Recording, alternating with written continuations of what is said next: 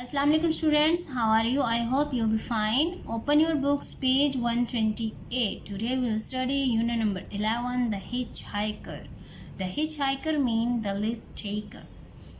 First of all, you must come to know about the writer and the main theme of the story. This story is written by Roald Dahl, born in Wales.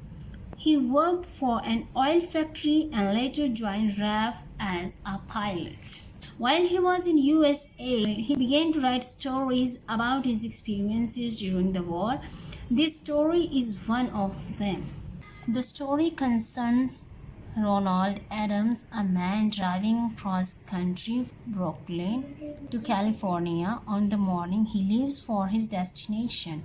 In the rain, Adams sees a man on the Brooklyn Bridge. He seems to be waiting for a lift.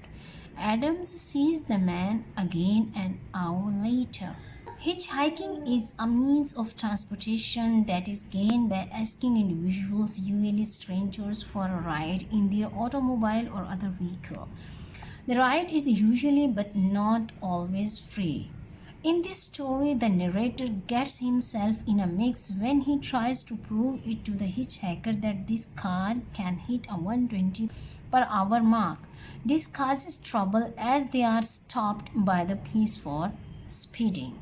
So students, there are words to know. Clink. Clink means prison. A slang word. What is slang? Slang language is a particular language used by a special group, as among thieves you can say a vulgar language. Couple, slang, a policeman, it is also a slang word.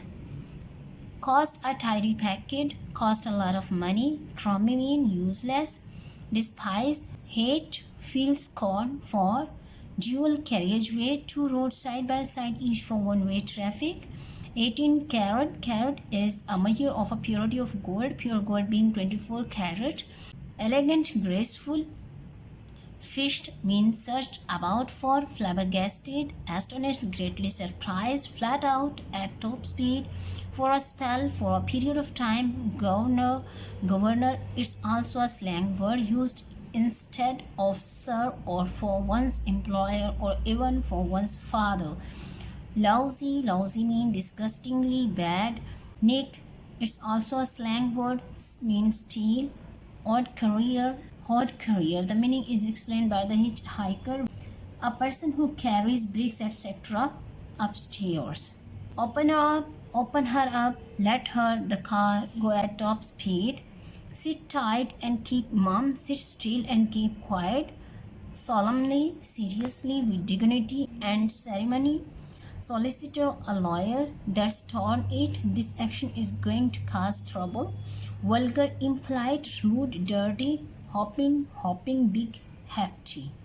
The narrator of the story is the writer himself. In the whole story, he addresses to the hitchhiker. Now the story. In first paragraph, he provides the description about his car. I had a new car. It was an exciting toy, a big BMW 3.3 Li long wheelbase fuel injection. It had a top speed of 1 to 9 meter per hour and terrific acceleration. The body was pale blue. The seats inside were darker blue and they were made of genuine soft leather. The windows were electrically operated and so was the sunroof. The powerful engine growled and grunted impatiently at slow speeds, but at 60 miles an hour it began to purr with pleasure. Growled, grunted, and purr are the kinds of sounds. I was driving up to London by myself. It was a lovely June day. I was whispering along at 70 miles an hour. Leaning back comfortably in my seat ahead of me,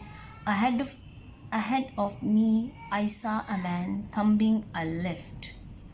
I brought the car to a stop beside him. I always stopped for hitchhikers. I knew just how it used to feel to be standing on the side of a country road watching the cars go by. I hated the drivers for pretending they didn't see me, especially the ones in big cars with 3 empty seats. The hitchhiker said, "Going to London, Governor?" "Yes," I said. "Jump in." He got in and I drove on. He was a small, ratty-faced, means rat-like face, man with grey teeth.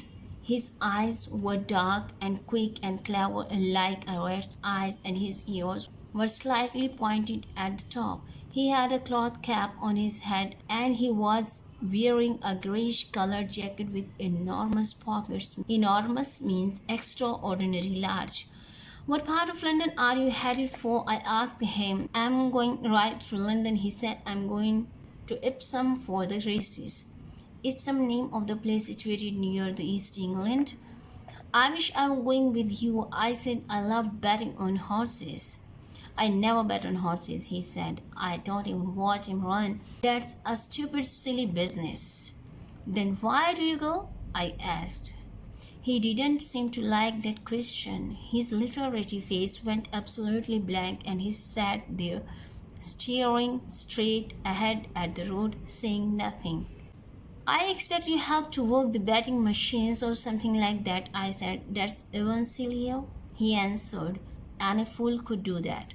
There was a long silence. I decided not to question him any more. I remembered how irritated I used to get in my hitchhiking days when drivers kept asking me questions. I used to hate it. "I'm sorry," I said. "The trouble is, I'm a writer, and most writers are terribly nosy." "You write books?" he asked. "Yes. Writing books is okay," he said. "It's what I call a skilled trade. I'm in a skilled trade too. The folks I despise is them that spend all their lives doing crummy mean useless, old routine jobs with no skill in 'em at all. You see what I mean?" "What makes you think that I'm any good at my job?" I asked. "And there's an awful lot of bad writers around. You would be driving about in a car like this if you were no good at it," he answered. "It must have cost a tidy packet, this little job. What can she do flat out?" Now the hitchhiker is trying to divert the attention of the narrator. 129 miles an hour, I told him. "Open her up then and prove it," he said. "Go on, Governor, open her right up." We came out of a roundabout onto the dual carriageway, and I pressed my foot down on the accelerator. The big car leaped forward as though she'd been stung. In 10 seconds or so, we were doing 90. "Lovely," he cried. "Beautiful. Keep going." I had the accelerator jammed right down against the floor, and I held it there. 100, he shouted. 110, 115. "Go on, don't slack, mean lose off. Go on, get her up to 129. At that moment, I heard the scream of a police siren, and then a policeman on a motorcycle loomed up alongside us on the inside lane and went past us and raised a hand for us to stop. "Oh, my scented aunt," I said. "That's torn it." The policeman must have been doing about 130 when he passed us, and he took plenty of time slowing down. Finally, he pulled into the side of the road, and I pulled in behind him. The policeman got off in the motorcycle and leaned the machine sideways on to its prop stand. Then he took off his gloves and placed them carefully on the seat. He was in no hurry now. He had us where he wanted us, and he knew it. "This is real trouble," I said. "I don't like it one bit. Don't talk to him any more than is necessary." "You understand," my companion said. "Just sit tight and keep mum, like an executioner approaching his victim." The policeman came strolling slowly towards us. We sat there like guilty schoolboys waiting for him to arrive.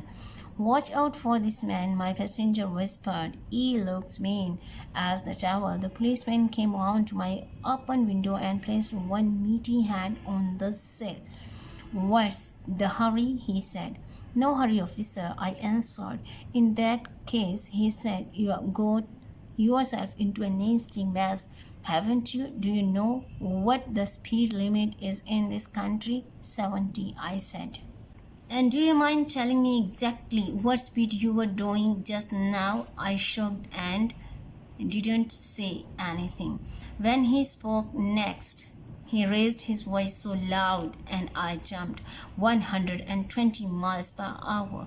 He barked. That's 50 miles an hour over the limit. He turned his head and stared hard at my passenger.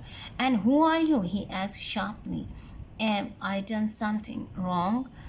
My passenger asked. His voice was as soft and oily as a hair cream. That's more than likely, the policeman answered. Anyway, you are a witness. I'll deal with you in a minute. Driving license, he snapped, holding out his hand. Snap means the act of catching an object. I gave him my driving license. He unbuttoned the left-hand breast pocket of his tunic, a loose-fitting cloak, and brought out the dreaded book. Dreaded mean fearful expectation of tickets. Carefully, he copied the name and address from my license. Then he gave it back to me. He strolled round to the front of the car and read the number from the number plate and wrote that down as well. He filled in the date, the time, and the details of my offense. Then he tore out the top copy of the ticket, but before handing it to me, he checked that all the information had come through clearly on his own carbon copy. Finally, he replaced the book in his tunic pocket and fastened the button. Now you, he said to my passenger, and he walked around the other side of the car. From the other breast pocket, he produced a small black notebook. Name, he snapped. Michael Fish, my passenger said.